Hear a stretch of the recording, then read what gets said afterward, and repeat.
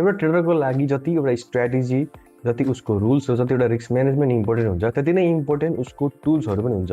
उसले टुल्सहरू के युज गर्छ, उसले ग्याजेटहरू के युज गर्छ, त्यसले पनि उसको ट्रेडिङमा धेरै चेन्जेसहरू हामीले देख्न सक्छौँ। त्यही भएर यो भिडियोमा चाहिँ म तपाईँहरूलाई 7वटा त्यस्तो टुल्सहरू भन्न गइरहेको छु जुन चाहिँ तपाईँहरूसँग हुनैपर्छ यदि तपाईँहरू फोरेक्स ट्रेडिङ गर्न चाहनुहुन्छ भने चाहिँ। अब यी 7 एसेन्सियल टुल मध्ये सबसे पहिलो एसेन्सियल टुल के हो भने ल्यापटप। यो भनेको तपाईँको एउटा मेन ठाउँ हो जहाँ तपाईँ ट्रेड गर्नुहुन्छ। भनौँ तपाईँले चार्ट एनालाइसिस गर्नुहुन्छ, कतिपयले म फोनमा पनि गर्छु एनालाइसिस भन्नुहुन्छ, तर फोनमा एनालाइसिस गर्न अलिकति गाह्रो हुन्छ। तपाईँले यस ट्रेड गर्न सक्नुहुन्छ, अर्डर प्लेस गर्न सक्नुहुन्छ, सबै कुरो गर्न सक्नुहुन्छ, तर एउटा चार्ट एनालाइसिस गर्न चाहिँ फोनमा लास्टै गाह्रो काम हो। त्यही भएर एउटा ल्यापटप तपाईँले किन्नुपर्ने हुन्छ र कतिपयले मलाई कतिसम्मको ल्यापटप किन्ने भनेर सोध्नुहुन्छ। अब ट्रेडिङ गर्नको लागि त्यस्तो हाई एन्ड तपाईँको पुरै चाहिँ डेडिकेटेड जिपी भएको ग्राफिक्स कार्ड भएको चाहिँदैन। मिनिमम पनि i5 र राइजन 5 सम्मको एउटा सिपियु भएको, ऱ्याम कम्तीमा पनि 8GB भएको र एउटा एसएसडी भएको, एचडिडी होइन हार्ड डिस्क होइन एसएसडी भएको एउटा तपाईँले ल्यापटप किन्नुभयो भने त्यसले तपाईँलाई इनफ हुन्छ। किनकि तपाईँले यदि विकर ल्यापटप किन्नुभयो भने के हुन्छ भने ल्याग हुन्छ। यदि ल्यागको कारणले तपाईँहरूले छिटो डिसिजन लिन सक्नु भएन भने त्यसले तपाईँको जुन ट्रेडिङ रिजल्ट छ त्यसलाई एफेक्ट गर्न सक्छ। सेकेन्ड एसेन्सियल टुल के हो भने स्टेबल इन्टरनेट। यदि तपाईँहरूसँग एउटा स्टेबल इन्टरनेट छैन भने मैले भन्नु पर्दैन, तपाईँहरूले धेरै चान्सेसहरू मिस गर्न सक्नुहुन्छ। यदि स्टेबल छैन भने तपाईँहरूले बारम्बार त्यो डिफिकल्टी फेस गर्नुहुन्छ। ट्रेडिङ भनेको प्योरली हामीले नेटमा गर्ने हो, इन्टरनेटमा गर्ने हो, हामी एनी टाइम त सर्भरमा कनेक्ट भएको हुनुपर्छ। त्यस कारणले एउटा स्टेबल नेट होइन तपाईँको 500 जोड्नुहोस्, मिनिमम पनि 250 Mbps भन्दा माथिको तपाईँले इन्टरनेट जोड्नुभयो भने त्यो तपाईँको लागि बेस्ट हुन्छ।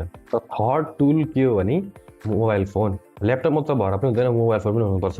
किनकि फोनमा हामीले छिटै ट्रेडहरू एक्जिक्युट गर्न सक्छौँ। हामीहरूसँग त्यो एउटा मोबिलिटी हुन्छ, हामी जुनसुकै ठाउँमा गए पनि हामी ट्रेड प्लेस गर्न सक्छौँ। ल्यापटप चाहिँ के भने सीमित ठाउँमा भयो, अब ल्यापटप पनि बोकेर जान सकिन्छ, तर फोन जतिको कन्भिनियन्ट सजिलो हुँदैन। फोन हुनुको कारण के भने हामीले हाम्रो ट्रेडलाई एनी टाइम मोनिटर गर्न सक्छौँ। जहाँसुकै गए पनि हामीले त्यो ट्रेडहरू के हुँदैछ भनेर हामीले मोनिटर गर्न सक्छौँ र त्यस हिसाबले चेन्जेस ल्याउन सक्छौँ। र फोनले तपाईँको ब्याकअपको पनि काम गर्न सक्छ। यदि तपाईँको ल्यापटपमा ब्याकअप सकियो होइन, त्यस्तो केही भयो, ब्याट्री सकियो र ल्यापटप बन्द भयो भने हामीले त्यो बेला फोन युज गर्न सक्छौँ। म भनौँ कुनै बेला ल्यापटपमा के हुन्छ भने अपडेट आउन सक्छ, कुनै बेला लङ्गर टाइम लाग्न सक्छ, त्यस्तो बेला हामीले फोनबाट ट्रेड प्लेस गर्न सक्छौँ। त्यही भएर एउटा फोन पनि एसेन्सियल हो यो ट्रेडिङ फिल्डमा। अब यी 3टा अगाडि मैले भनेको चाहिँ एकदम एसेन्सियल चिज हो नि, तपाईँसँग हुनैपर्छ। अब यहाँदेखि चाहिँ त्यति एसेन्सियल होइन, तर पनि तपाईँले यदि एड गर्नुहुन्छ भने यसले तपाईँलाई धेरै भ्याल्यु दिन सक्छ। त्यसैले फोर्थ टुल चाहिँ के हो भने एउटा एक्सटर्नल मोनिटर। हामीले थाहा लिन्छ ल्यापटपको स्क्रिन सानो हुन्छ, 14-13 इन्चको हुन्छ, त्यही भएर हामीले त्यो एउटा ठुलो जुम आउट गर्दाखेरि चार्ट एकदम सानो हुनसक्छ, हामीले अलिकति एनालाइसिस गर्न गाह्रो हुन्छ। त्यही भएर यदि तपाईँले एउटा एक्सटर्नल मोनिटर यानि कि 24 इन्चसम्मको एउटा किन्नुभयो भने त्यसले तपाईँलाई धेरै हेल्प गर्न सक्छ।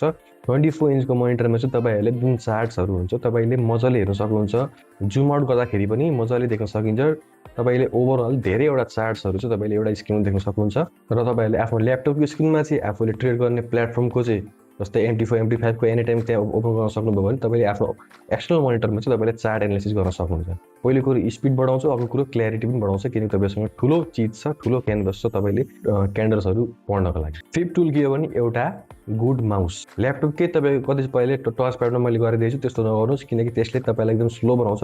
एउटा गतिलो एउटा राम्रो माउस किन्नुहोस्। तपाईँले गेमिङ माउस पनि किन्दा हुन्छ, डिले एकदमै कम भएको यो चाहिँ भनेको एउटा अन्डररेटेड टुल हो। एउटा गतिलो माउस चाहिँ तपाईँले किन्नै पर्नुहुन्छ, त्यसले तपाईँलाई धेरै नै फास्ट बनाउन सक्छ तपाईँले ट्रेड गर्ने बेलामा। र सिक्स्थ टुल चाहिँ के हो भने एउटा ब्याकअप। अब ब्याकअप भनेको दुई खालको छ, एउटा तपाईँको डाटा ब्याकअप, तपाईँको इन्टरनेट ब्याकअप, अर्को पावर ब्याकअप। तपाईँलाई म दुईवटा अप्सन दिन्छु। पहिलो कुरो के हो भने मैले अगाडि नै इन्टरनेट चाहिन्छ भने तपाईँलाई वाइफाई जोड्न सक्नुहुन्छ, तर कहिलेकाहीँ नेपालमा के छ भने लाइन जान सक्छ। त्यसैले लाइन गयो भने के हुन्छ भने तपाईँसँग त्यो इन्टरनेट हुँदैन तपाईँले ट्रेड गर्नको लागि। त्यही भएर तपाईँहरूसँग पहिलो कुरो यो इन्टरनेटको ब्याकअप हुनु पर्यो। अब इन्टरनेटको ब्याकअप कसरी हुनसक्छ भने तपाईँले डाटा लिन सक्नुहुन्छ, होइन भने बेस्ट वे चाहिँ के छ भने एउटा पावर ब्याकअप किन्नु। एउटा राउटर UPS भन्ने पाउँछ, तपाईँले त्यो किन्नुभयो भने त्यसले तपाईँले 3 देखि 4 आवर मजाले ब्याकअप दिन सक्छ।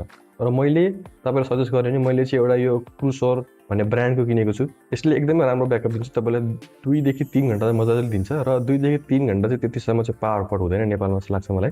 त्यही भएर यो चाहिँ एउटा एसेन्सियल टुल हो, किनकि नेट गयो भने डाटा किन्नुपर्ने हुन्छ, त्यो एउटा झन्झट हुनसक्छ। र त्यहीमाथि त्यो भनेको अब फोनमा मात्र गर्ने मिल्छ, तर तपाईँहरूले चाहिँ यदि यो पावर ब्याकअप किन्नुभयो, राउटरकै पावर ब्याकअप किन्नुभयो भने चाहिँ तपाईँसँग एनी टाइम लाइन गएपछि पनि 2-3 घन्टासम्म तपाईँसँग त स्टेबल इन्टरनेट हुन्छ। त्यसैले यो पनि एउटा मस्ट हो पावर ब्याकअप चाहिँ तपाईँसँग हुनैपर्छ।